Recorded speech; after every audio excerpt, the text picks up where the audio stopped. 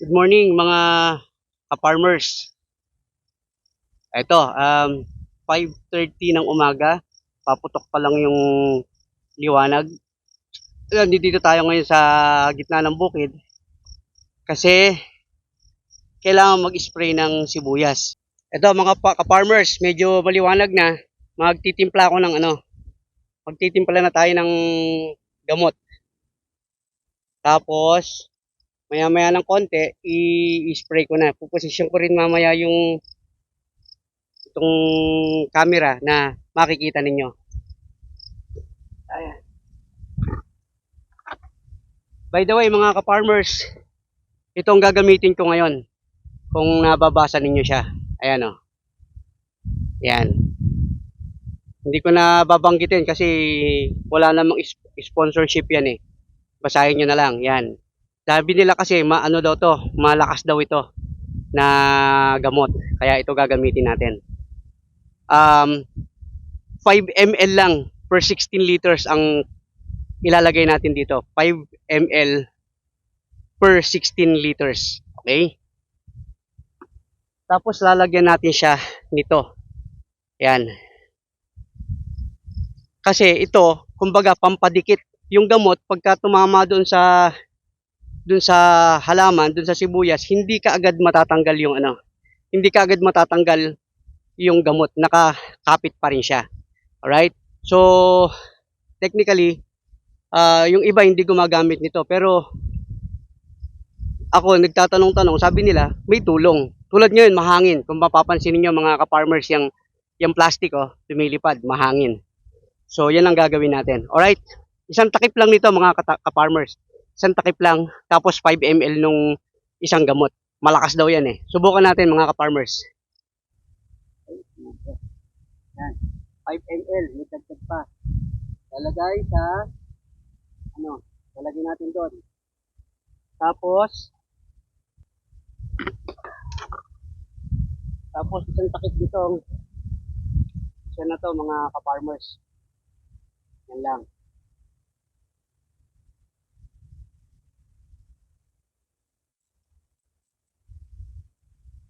Okay.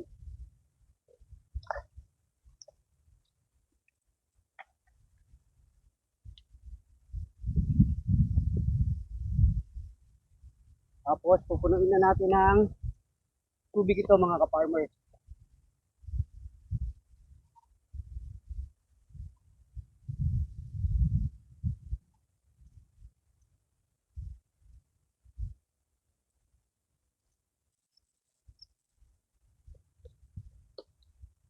Tapos, request.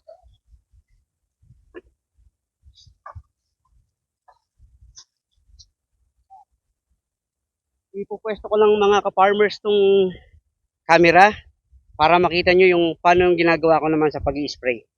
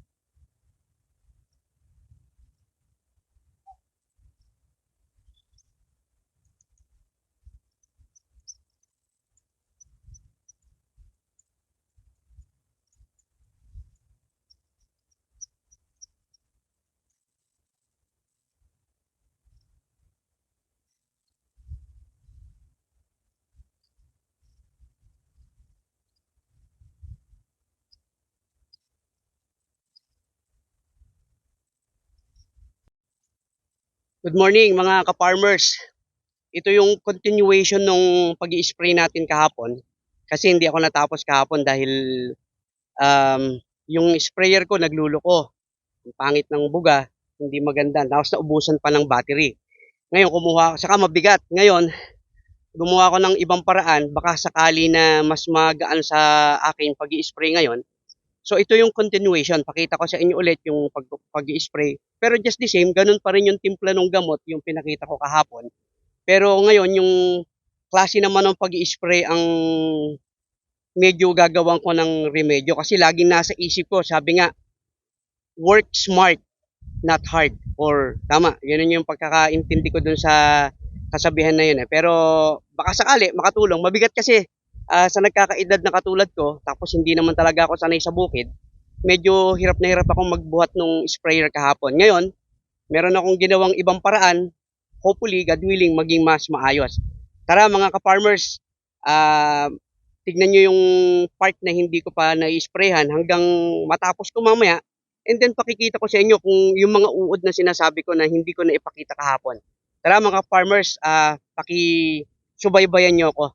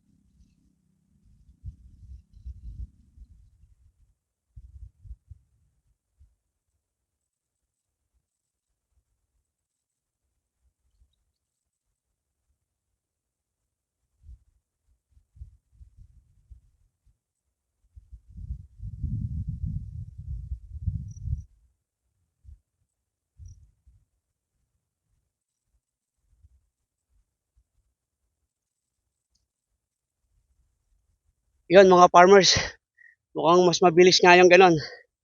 Kaya lang, first time ko siyang ginamit ng ganyang kahaba. Mukhang yung position ng mukhang yung position ng sprayer ko ang hindi tama.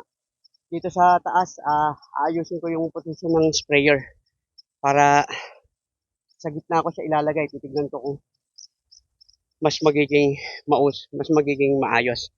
Ah, mamaya balikan ko kayo mga ka-farmers, pakita ko kung ano itsura ng mga uod, kung may uod pa. Pero for the meantime, ganyan lang naman yung pag-i-spray.